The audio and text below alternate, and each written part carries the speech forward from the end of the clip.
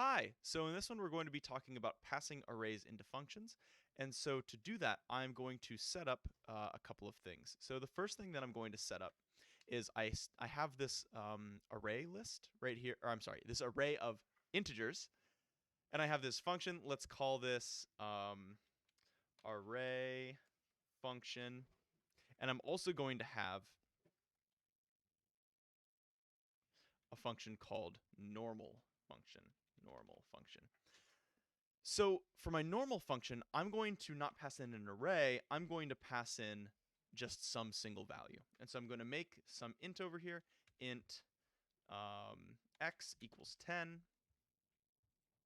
And I'm going to call normal func on it, right? Let me rearrange these. So I have normal func and I have array function. What normal func is going to do is it's going to add 1 to whatever the input is. Okay? So I'm going to call normal func with x.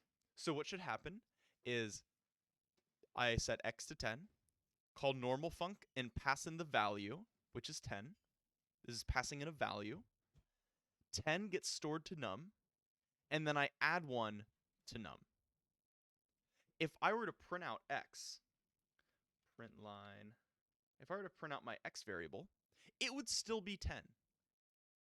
Because it creates a brand new variable called num, and it saves the value of 10 to num, right? So you'd think when you create an array and you send it to a function, it would do the same thing. Shouldn't it copy all the stuff inside of it, right? You'd think it'd copy it. But watch this. Nums at 0 equals plus equals 1. Watch this. If it did the same thing that the normal function did,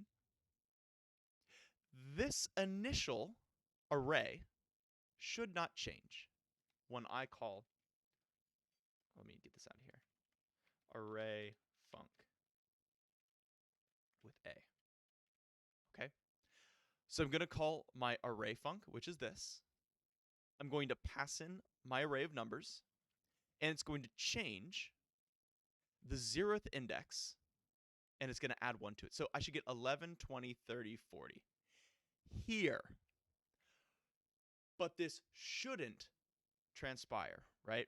This shouldn't persist. This shouldn't persist. If I print a, it should still be 10, 20, 40, or 10, 20, 30, 40. But watch. Oh, I got my memory location. Array a, array dot arrays dot dot to string. All right, look, it actually changes it. Even though I passed it in as a parameter, it got renamed to nums, and it still changed the original array. Well, the thing is, I didn't pass it these numbers. I passed it the memory location. And this is a shallow copy. Remember in the last one how we were talking about deep and shallow copies? What I did here is I said nums equals that array. So when I changed it, it changed the original one. I would need to, in this function, I would have to make let's see, nums equals new int array, right? And then I would have to change it, right? And I have to save all the values over, which would be a little bit of a pain. But this would give me a new memory location, okay? This is called pass by reference. We have a memory address that we're passing into the function, and they will both point. Pass by reference. This is a reference to some memory location. Normal functions that we've been using are pass by value, okay? We copy the value of 10 and save it to that variable.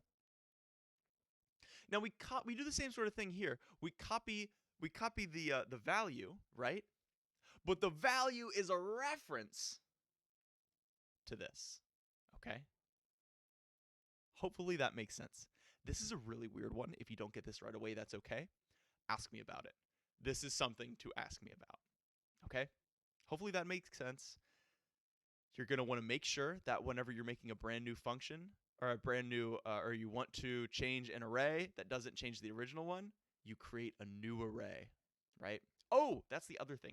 If I were to make a new array, and let's say I only want to copy the first 2 items out of this, I can say nums at 0 equals, oops, equals, oh, I'm sorry, what am I doing? Not nums. We would do int array new array. My new array equals, and then we would do nums. I'm sorry, we would do new array at 0 equals nums at 0. There we go. And then new array at 1. You can use a for loop for this, but just for sake of, I'm doing it this way. Nums at 1. Okay.